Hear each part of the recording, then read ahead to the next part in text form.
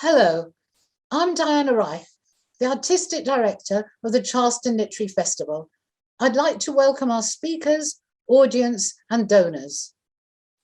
If the past 4 to 18 months has taught us anything, it is that books and their authors, whether classical or contemporary, really matter. In trying times, readers turn to books for insights into the human condition, for the opportunity to be transported to other worlds, for ideas, for arguments, for inspiration, for experiencing the impossible, for laughter, and for the release of tears. The festival will provide the opportunity to engage with a galaxy of literary and artistic stars, as well as up-and-coming writers who are making waves.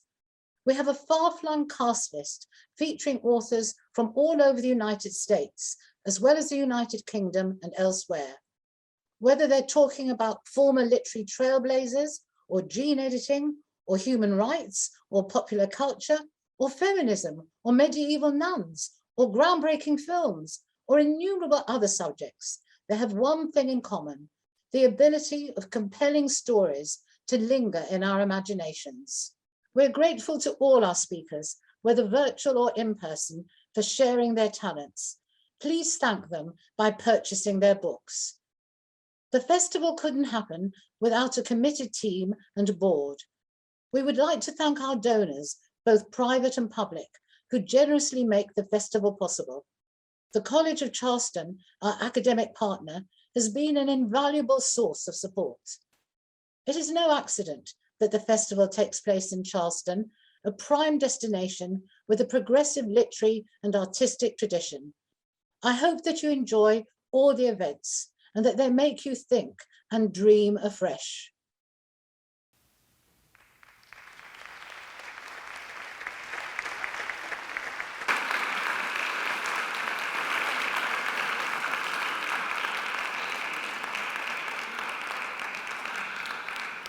Good afternoon, ladies and gentlemen. My name is Bernard Cornwell. I'm not here as a novelist. I'm putting on an old hat today, that of journalist, and I'm immensely privileged to be interviewing James Ivory.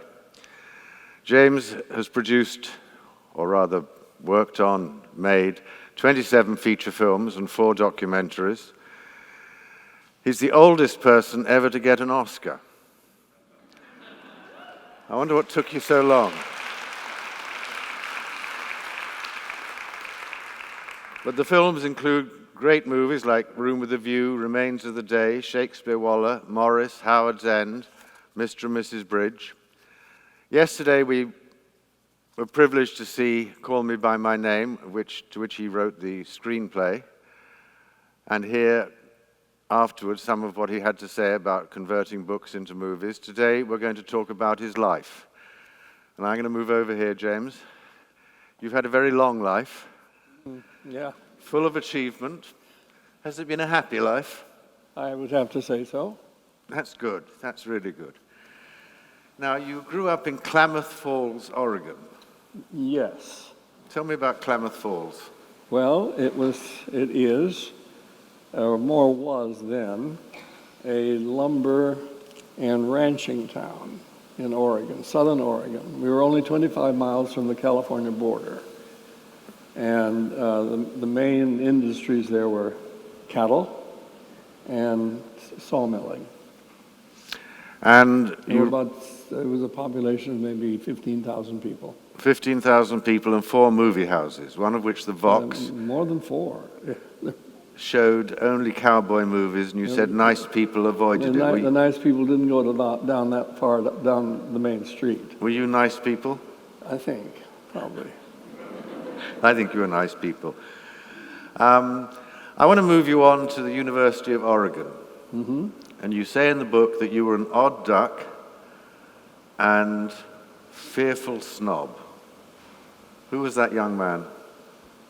Well, I mean, I was snobbish.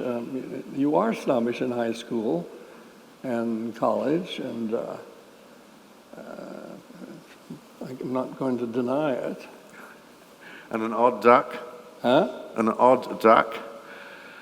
Yeah. Your words. Well, yeah, I was kind of. Well, my interests in things I wanted to do were Basically I was in the art school at the University of Oregon. And if you were in the art school, if you were deeply in the art school, you were considered a bit weird. And, but I actually was in the architecture school. And then later on, I kind of switched more into the art school. And yes, we were, well, I don't know, it didn't seem weird, but I guess we were considered that. And you studied architecture? I studied architecture because I wanted to be a set designer. And I asked an architect that we knew in Klamath Falls what would be the best way to prepare in college to become a set designer for the movies. And he said, go to architecture school, which hadn't occurred to me, but then I did that exactly. And a year later, I graduated high school and went up to the University of Oregon School of Architecture and Fine Arts.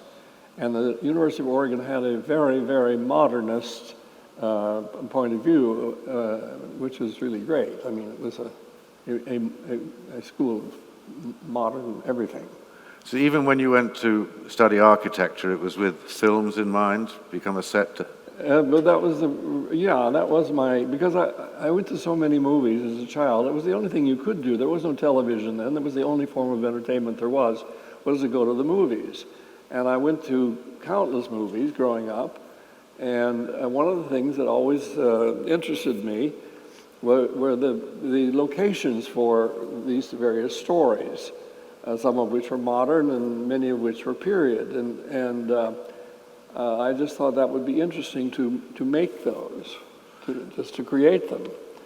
And I had no idea I didn't even know what a film director was, or a film producer. I had no idea. I knew actors who, obviously people had to act, but I had no idea about ever being a director or making my own films at that point. Now the book is called Solid Ivory. Now Solid Ivory was one of your high school appearances, wasn't it? Well, that was a nickname that I acquired. I acquired that because I did a comic act. In the assemblies before football games and so forth, and there'd be the band there, and we were all getting ready for some big game that was going to happen. High school, of course, not college. And I devised this kind of crazy, it seems now, act where I walked across the stage, keeping a completely deadpan face. And then I was holding, wearing a baggy sweater and holding an artificial paper mum flower like that. I'd walk across the stage, and in the middle of the stage, I would turn my head like a robot and look out at the audience. That convulsed everybody. And then I would continue and walk off the stage.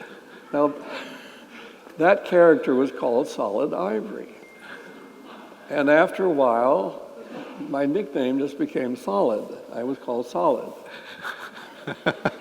And people autographed the school yearbooks, hi you Solid, and love you Solid, and stuff like that. And those success of those appearances didn't fill you with an ambition to become an actor? No, not at all. No. Not at all. From the University of Oregon, you went to the University of Southern California, Berkeley, right. to study film. No, in Los Angeles. In Los Angeles. Not Berkeley. In Los and that was Angeles. to study film? To study film, yeah. And I knew nothing about, I don't know how I got in. I knew nothing about the mechanics of making movies. As I said, I didn't even know what a director was. But I did get into that film school at USC and sort of embarked on this. Did they teach you what a director did? Not really. No, they didn't. They didn't. I had to learn that for myself. And were you determined even then to become a director? No, I thought of it in a different way. I thought, well, I will make my own films, on whatever subject interested me, I would make my own films. I didn't think of myself in terms of the director, but more the maker of a particular film about a subject that interested me. And, but of course, that person is the director. And later on, I mean, I had no, I didn't think about directing films that told a story with actors. That came later. Your first film was in Venice, right? That was a film about Venice, yes. I went to Venice when I was 22, and I was just amazed by that city. I thought it was the most wonderful place I'd ever been. And I was determined to go back there and find some reason to go back there. I had to have a reason to go back there. And then as I was at the USC Film School, and to get a master's degree, I thought, well, I will make a film about Venice, and that will be my master's thesis, or in lieu of a master's thesis. So I presented that to my teachers, and they said, well, okay, I guess if you want to make a film, go ahead. And no one apparently had ever done that before. I don't know why. And my father gave me the money to go to Venice and make this film. But they double-crossed me, and because I still had to write a thesis. Do you still have a print of the film? Not really. There is, no, it's kind of just, they've sort of disappeared. That's sad. But it's out on DVD. You can always get it. You can get it on Amazon. Now, Venice features in your life a lot because you go to the Venice. I'm sorry? Venice features in your life a lot because. Well, yes, and I've gone back to that city all my life, over and over and over. I have very good friends there, and I've come to know a lot about it. And you owned a it's one gondola. of the first places I'm going to go when I start traveling again. You brought a gondola back to America. Well, the gondola was an important prop in my film, The City of Final Destination. And a real Venetian gondola was needed in that film, and we were making that film in Argentina. There were no gondolas to be had in Argentina. Where were we going to get a gondola? Well, we had to have one. It was part of the story. So we got a gondola on eBay. We did. It cost 5,000 pounds, I think it was, or maybe dollars, I don't remember. And it was shipped to Buenos Aires and then brought up the La Plata River to where we were filming. And we had that gondola for the scenes in which you had to have a gondola. And then at the end, I thought, I just can't abandon this gondola here in the South American jungle. I'm not going to. I'm going to take it home with me. And it's probably, it's the last really mad thing I think that Merchant Ivory ever did. But we did take that gondola back to New York. Is it still there? No, it's now, you can read about him in the book. There's a friend of mine who acquired that gondola. I gave it to him. And he was a gondolier, an American gondolier. He's another writer, and he said of all things in the world he would most want to have is a gondola. So I said, here's a gondola. And when did you decide you wanted to make stories into films? Well, it was kind of decided for me by my partner, Ismail Merchant. I was still working on a documentary that I had mostly shot in India. It was a kind of a profile, or not a profile, but a portrait of the city of Delhi in all its different stages and times. And I had to go back to India to do some more shooting. And while I was working on that and doing that, Ismail, he had read Ruth Jabwala's fourth novel, which was called The Householder, which is a story about a young married couple in India, an Indian couple. And he wanted to make that into a film, and he said, well, I'll produce it and you'll direct it, and we'll get Ruth Jabwala, who wrote the novel, to write it.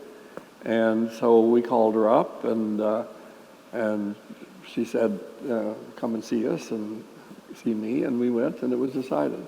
And that's how I got into that kind of movie making. And So Merchant Ivory was born. That's how Merchant Ivory came about, yes. And Merchant Ivory has really become a trademark for extremely... Well, kind of, I guess, yeah.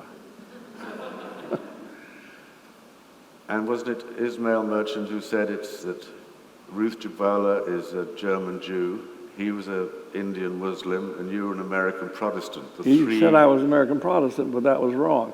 But I think if you're a Muslim, any kind of Christianity is all the same. Whether you're a Catholic or an Episcopalian or whatever, if you're a Muslim, Christians are Christians. But it was a strange marriage of the three people. The what? It was a strange marriage. He called them the three monsters. Three what? Monsters. Who called them that? Ismail Merchant. Did he? Yes, he did. Okay. I looked for the quote. Is that in my book? Is that in my book? It's not in your book, no. Oh, okay.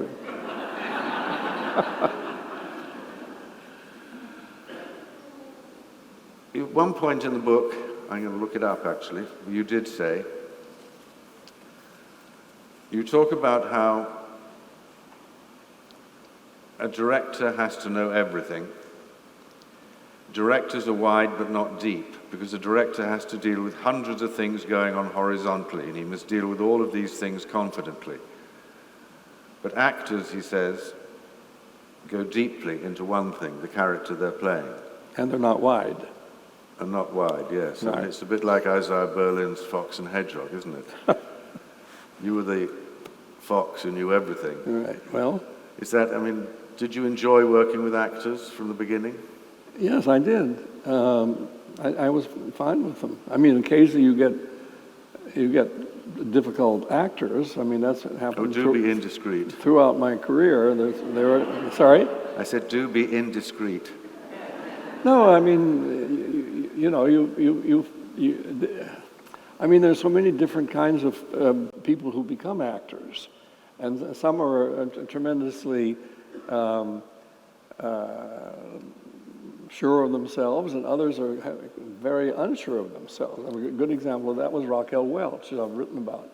I mean, you'd think she had everything, but in fact, she was very, very, very insecure, and that happens. Yes, you wrote of Raquel Welch, let me quote you, if I can find it. I treated her as an actress and not as a star. That was my fatal mistake. Right, because I was, only interested in getting a very good performance out of her, and the fact that she was a star was not of great interest to me, but that was not the way to go about it. You had to treat her as a star. Emma Thompson? Emma Thompson didn't have that kind of nonsense. I mean, she was, at that point, she was not the star that she became. But she was a very, very, very gifted and intelligent English actress, very alive and a wonderful person to work with, and very secure, very self-assured. But I mean, she would say, no, I wasn't. I was terrified every minute. She would say that. They always say that. But, it doesn't show. Anthony Hopkins? Well, he was a very secure person, mostly, I think, but perhaps not always. A pleasure to work with? Yes, on the whole, yeah. We never had any kind of fights or anything. I'm trying to get you to be indiscreet. You're not helping me much. Well, I mean, I may surprise you at some point. Daniel Day-Lewis? Daniel Day-Lewis is, again, wonderful to work with, and I knew, I could see this performance that he was doing, which was beyond what I had imagined. I could see that it was going to be a wonderful thing, and it was. And his fingernails? His fingernails, I felt, were a little too long. I felt in the character that he was playing, an upper middle class educated Englishman would not have had such long fingernails. And I wanted him to cut them. And he didn't want to do that. If I had said to him, I think long fingernails on a man in England are just a little common, he would have cut them. But I hadn't learned that yet. I'm going down the list of others you worked with. Felicity Kendall? She was, I'd known her since she was 14 years old, and she was Shashi Kapoor's sister-in-law. And she was just so great, I thought it'd be wonderful to make a film with her. She was partly the reason that we made Shakespeare Walla, I think, was to work with Felicity. And a film I know of which you're very fond, Mr. and Mrs. Bridge, Paul Newman and Joanna Woodward. Mm-hmm. That was a pleasure, wasn't it? It was, very much so. We were the oldest people on the set, Paul, Joanne, and I, and we could remember the Second World War as no one else could. So there are all kinds of details that our film was set in wartime. There are all kinds of details that we remembered, which were just common and ordinary. For instance, every car had to have a sticker on the windshield, A, B, or C. According to that sticker, you knew how much gasoline you would get, and things like that. And we would say these kinds of things, and then they'd get busy and provide them, the stickers and so on. And you filmed with Maggie Smith. Oh, she was great. Yeah, she was absolutely great. You laugh, why? No, she just was. I mean, she could say the most outrageous and incredible things and funny things, and I wouldn't dream of repeating them here on the stage, but she was great, and she's a wonderful, wonderful actress. You've been very Fabulous nice actress. about the actors. Huh? You've been very nice about the actors. I'm reminded of something John Updike said, that the proper relationship between the theatre and a critic is that between a dog and a lamppost. You know, not too fond of critics, are you? I'm okay with critics. It depends what they say. All critics are a lesser... Huh? I quote, all critics are a lesser form of life. A lower form of life. I did say that once. Do you still believe it? I don't know. If they put on certain airs, you have to feel that. Hmm? If they put on certain airs about things, you do feel that. Pauline Kael. Huh? Pauline Kael. Pauline Kael was something else. She just deeply displeased her. Everything I did. Yes, I think it was Woody Allen said that Pauline Kael has all the great attributes of a critic except judgment. Yeah. But you don't like critics much. I'm fine with critics. I really am. Don't get me wrong. I mean, if they're nice people and they say nice things, who am I to blame them? Well, on the whole, critics have loved you. Not on the whole. I mean, it depends on whether they like the movie. There were some movies they really, that we appalled them, that we'd even made such a movie. And are you not going to ask which movie? Hmm? Are you not going to ask which movie? Yes, which movie? All right, I'll tell you.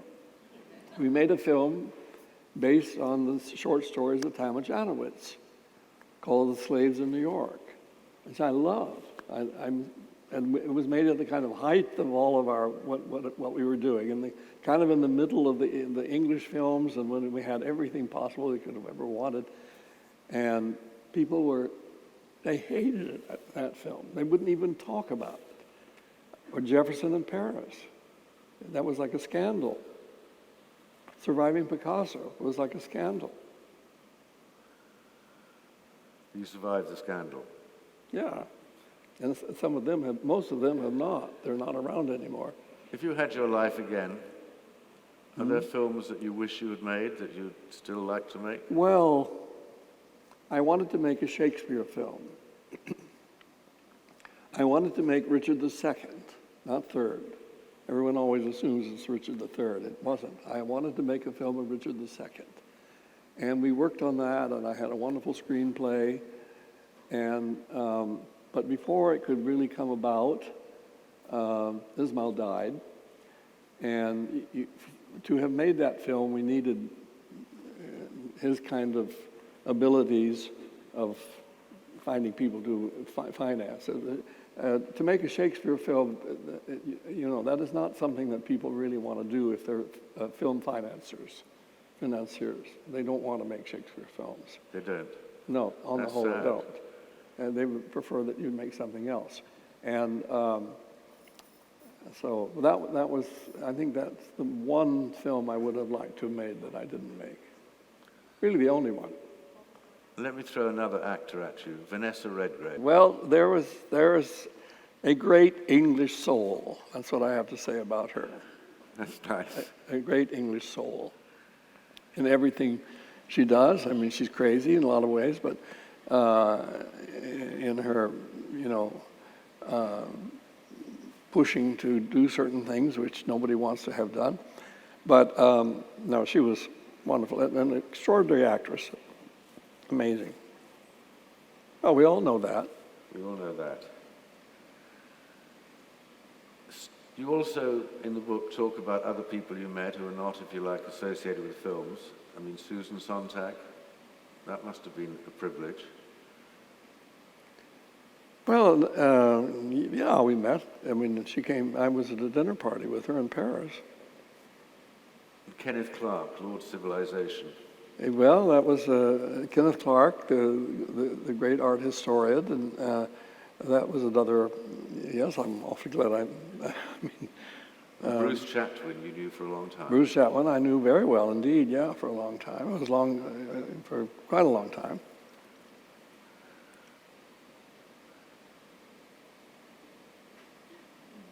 I'm wondering, I think, are there any films that you made that you wish you could remake? There's nothing that you make that you don't wish you could have redone some bit of it better. I don't think there's any perfect film. I've yet to make what I would think is the perfect film. And they're always, no matter how much something is liked and you like it yourself, there's always some little area that you wish perhaps that you'd cast a different actor in a certain part, or that you'd had another kind of a location than you actually had to shoot on, or that the weather had been different on a particular day, those kinds of things. And you look at those films and I do anyway, and I'm sorry that it didn't always work out exactly as I wanted to. But then the films that I most like they were okay. I mean, You've never really worked in Hollywood itself, have you? No, not in Hollywood, but we worked with the studios quite a few times. And the studios have supported us again and again. But when a studio supports you, you then have to come up with the goods.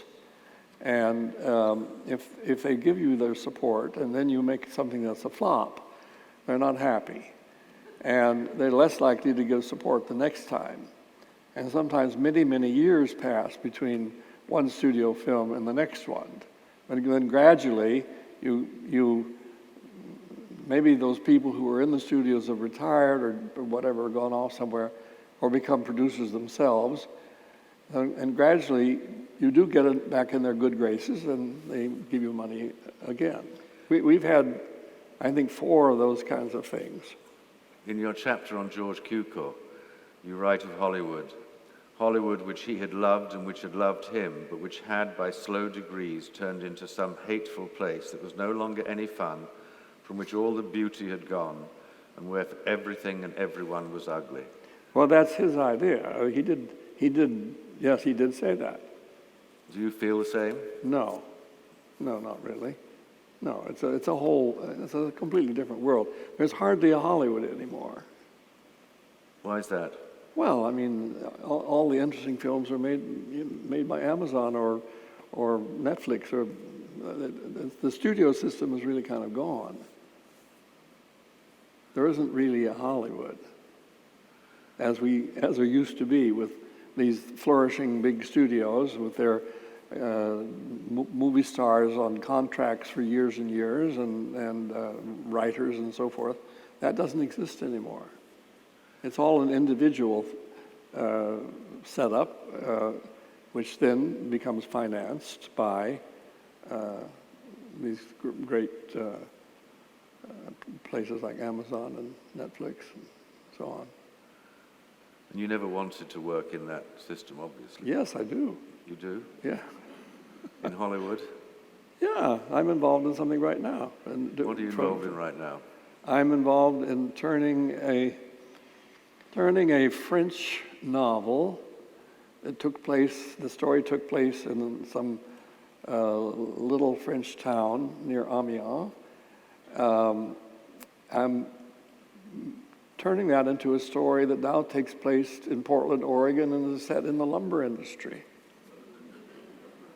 But Bringing it home. huh? Bringing it home.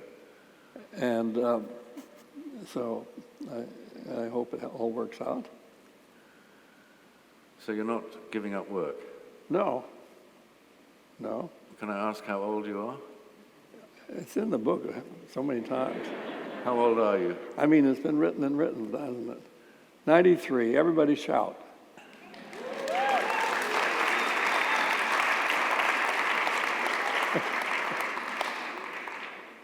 Congratulations. Thank you. We can take questions from the audience. Not that we can see you. We wouldn't. You're can't complete see you, blank out there. But And I We think can there's hear a you. roving microphone somewhere. Ah, now we can oh, see that's what good. a handsome lot you are. Does anybody have any questions? Otherwise, there's one there.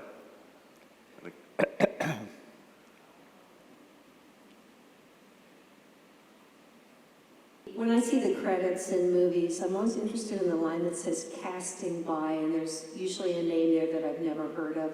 Can you explain a little bit what the role is of the director in choosing stars and who that casting person is and how all that Well, functions? casting directors are marvelous people, and they make it their business to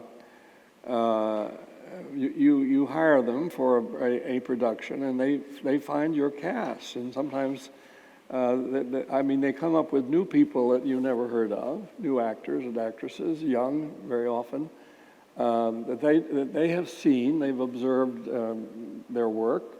They're constantly going to the theater or they see the films, and they know these young people are good, and they tell you so and so and so. That's how we found Helena Bonham Carter, for example, and Daniel Day-Lewis.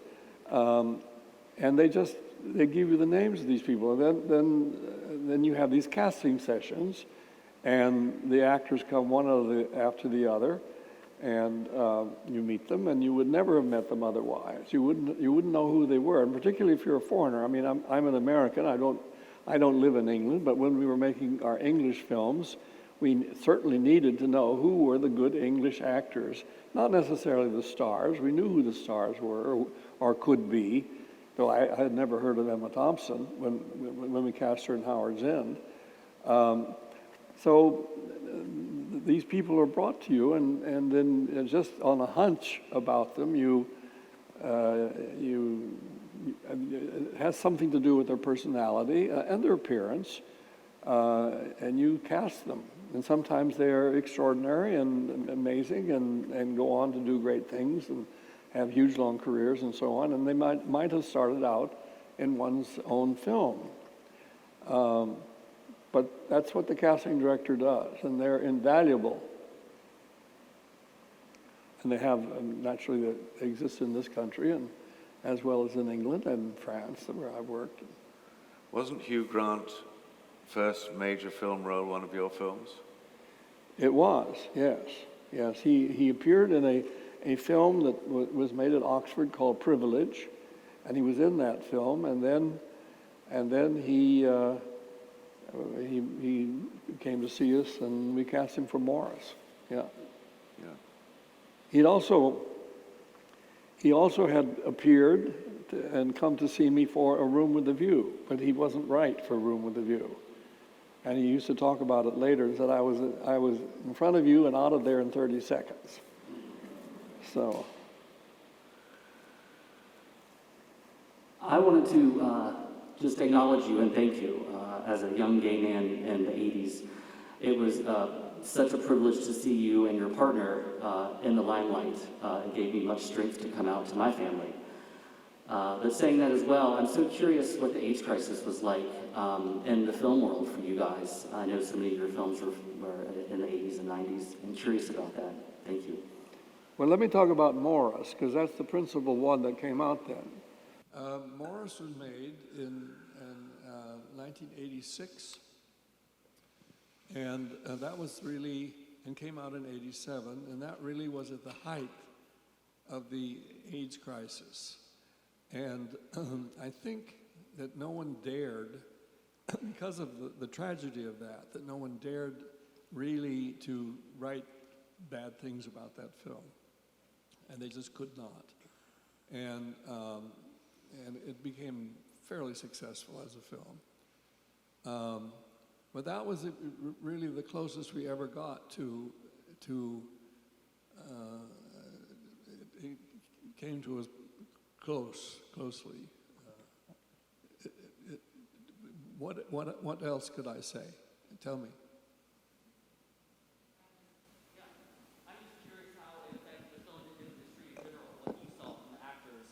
Well, occasionally, yeah. I mean, there were occasional there was we made an interesting film for television called Jane Austen in Manhattan, and there was a young actor in that who was really, really good. And I had hoped to use him again. And I went away to make A Room with a View, and then when I came back, and there was something that I thought that he might be good for, and I saw him, and it was a shock because he'd lost all his weight and soon died. It was that kind of thing. I mean, it happened, and I had friends. We all had friends. Everybody had friends who got sick and died. But it didn't really, I have to say that it didn't have that much of an effect on what we were doing somehow. I mean, it was a terrible backdrop to our lives and to our work, but it didn't really affect us all that much. I mean, practically, I'm saying.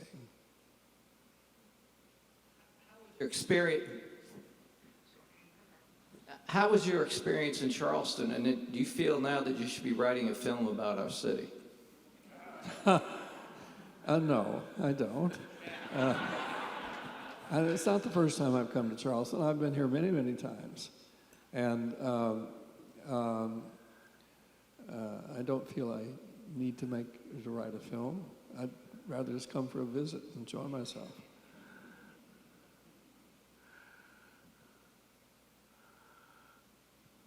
Anybody out there? Yeah? I think we have someone. Maybe if I just shout, you might be able to hear me. I hear you. You alluded briefly to the changes in how movies are made nowadays. My question involves how movies are watched. Mostly we watch movies now, I think, on the small screen or even the tiny screen. Has that made a difference in the type movies that are being made, the way they're made, the people that are starring in them, et cetera? I don't think so. It doesn't seem like that to me. I see all these films that are made that we watch on a TV screen. They stand up very well if you see them on a big screen.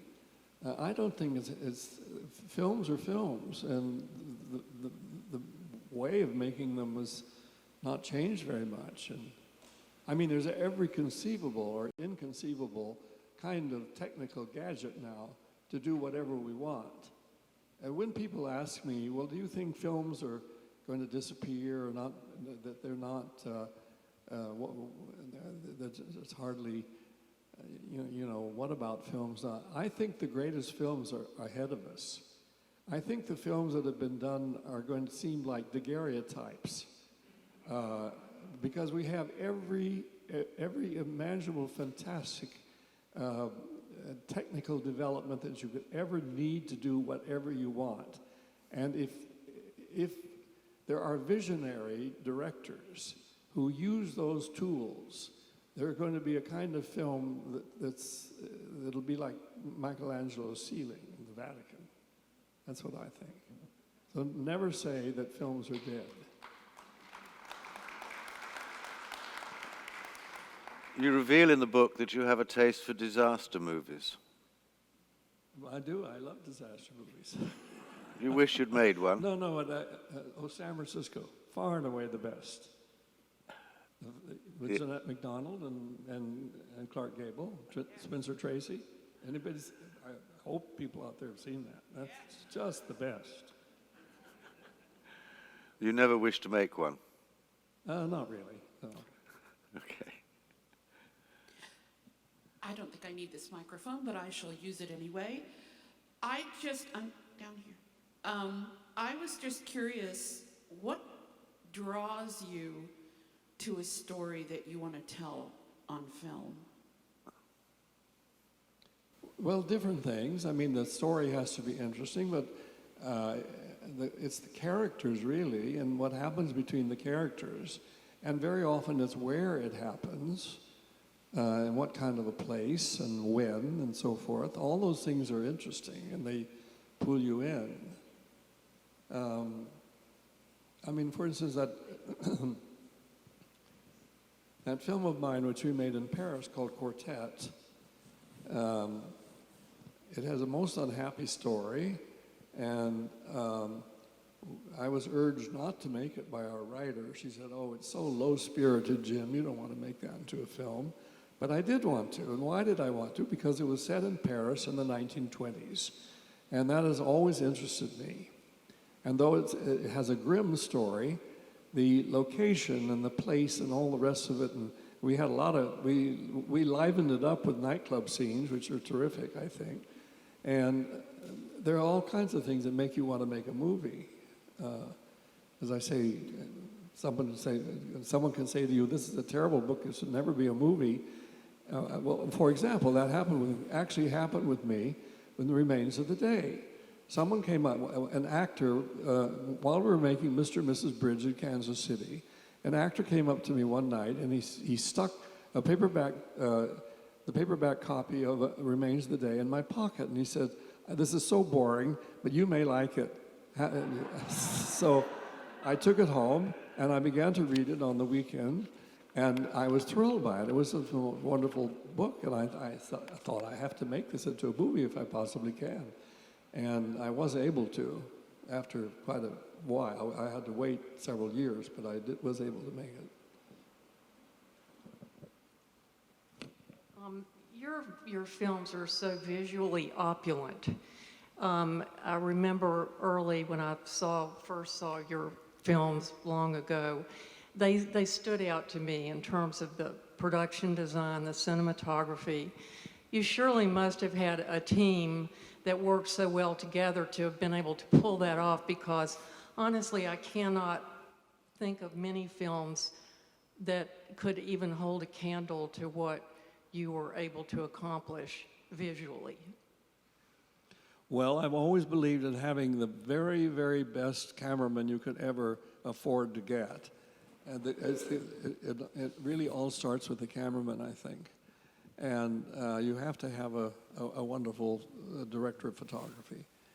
And then the other things, if you can afford them, just kind of fall into place. I mean, you get a wonderful set designer, if there is one around that's free, and the best kinds of costume designers. You put together a bunch of people, and then if it all works, then you hire them again and again. And that's pretty much what we did with our English films. We were able to put together a kind of company of artists and artisans, mostly English, who did all of the films of that period, and they have a certain something. That's true. And they also travel with you when you want to go to other places, and they're there too. They don't just stay in England. What's your favorite film of yours? I think Mr. and Mrs. Bridge. Do you watch all of them again? I like to see them on a big screen. If a film of mine is being shown on a big screen somewhere, and I can get to it, I go and see it. I like watching it on a big screen. Yeah. I rarely watch them otherwise, but I certainly do try to do that. and particularly if it's a fairly recent film. I was so happy yesterday to watch, I didn't direct that film, but I was so happy to see Call Me By Your Name yesterday all the way through. I really enjoyed seeing it. How long since you'd seen that? How long since? Yes. I don't know, 3-4 years maybe. I really love the movie The White Countess. I think it has everything in it. Where are you? I want to see you. Okay. Right here. Okay. You know, politics, war, a love story. Any interesting stories about its making? Well, it was gosh, there were, what? Well, I'll tell you about the Chinese government in relation to that film. Because there were no important Chinese characters in that story, as you know. It's all about white Russians and an American and so on. And we wondered whether we were offending anybody in China by not having any important Chinese characters, and whether there was anything that anybody said that would be upsetting to the communist government of China. And the only thing they made us change was just one thing. And what a character in the film, in the story, referred to the Russian Revolution. That did not please the Chinese government, the expression, the Russian Revolution. They wanted us to change it to the events of 1917. So we did. And that was it. So, and it was extraordinary shooting in Shanghai. I loved it. I mean, it was just so interesting to be there and to be making that kind of a film. But no, it went along pretty much okay, and unfortunately, at the very end of it, my partner Ismail Merchant broke his leg, and so he couldn't be around for the final shooting, which all took place in a nightclub. But apart from that mishap, it was pretty straightforward, and we brought in a lot of people, but we had a huge Chinese crew. Of course, they were all speaking mostly in Cantonese, some in Mandarin, but mostly in Cantonese. I had no idea what was being said, but it all worked. It was all fine. What a treat to talk to you. In terms of the future of films and the technological advances and how you see it being more and more wonderful, have you seen Dune, and would you comment on it? I haven't yet. I will see it. Thank you. Just on general principle, I'd go to see anything that Timothy is in. I go to the movies, and I have to say this, I have not seen a movie for 2 years until the other night when I was able to see the new Wes Anderson movie, The French Dispatch, which I enjoyed a lot. I had just had my booster, so the whole time I was watching it, my arm was aching. But I really enjoyed that, as I enjoy all his movies very much. Which is really a tribute to the New Yorker, isn't it? It was, and it was interesting because I knew a lot of the people that were characters in that movie. I had actually met them, people like Mavis Gallant and Lillian Ross and William Shawn, and I knew them, and they weren't any, as he presented them, they were nothing like the real people. I mean, they didn't look like them, they didn't act like them. Mavis Gallant was famous for her messed up hair. Well, just she didn't have it in that movie, and so on. I mean, you know.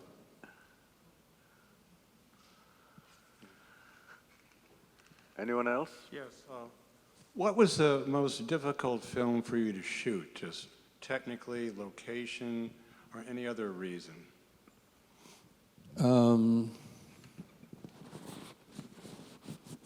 Let me think. I would have to say that our most recent film, our last film, was The City of Final Destination, which we made in Argentina. And we were plagued by the most terrible financial problems with it. And we weren't sure we'd get through it. And we, in fact, didn't get through it. We had to leave Argentina and come home without actually having finished it. And we then had to raise the money and we found someone who he saw what we had done and he liked it, and so he put the money in. That was really the most difficult. And then in addition to financially it being very unstable, Ismail was not around for that film. He had died at the beginning of the planning of that film. So I had to make that film without him and in a foreign country, without any money. And so that was really the worst. But the film turned out well. I like that film a lot. I mean, I don't know how many of you have ever seen that film, The City of Your Final Destination, based on a novel by Peter Cameron. But I like that film a lot. Some of the Indian films were very difficult to make because again, we didn't have very much money on some of them. We somehow managed to do it, but the awful thing is to run out of money in the middle of a shoot. And you don't know what you're going to do, whether you'll get your actors back and whether you'll all reconvene or what. But we always did. We always managed somehow. But that's a terrible situation to be in. There have been films where the weather was terrible and we just had to get through somehow. Either terribly hot or terribly rainy or whatever. So you really couldn't shoot. Is there an actor or actress that you've never worked with that you never found the right vehicle for them, and who might they be? There's a slew of them, yeah. Many, many people I wanted to work with, and I never was able to. Some of them stopped working or died. But just offhand, I can't think. If I think of it, I'll come back to you. And it is up to me to tell you that now this is on sale here in the theatre. It really is a wonderful book, Aspects of a Life. It's remarkably honest, full of stories, full of good pictures. And I'm sure James would be happy to sign some. Yeah, sure. So, ladies and gentlemen, thank you very much indeed. And thank you, James.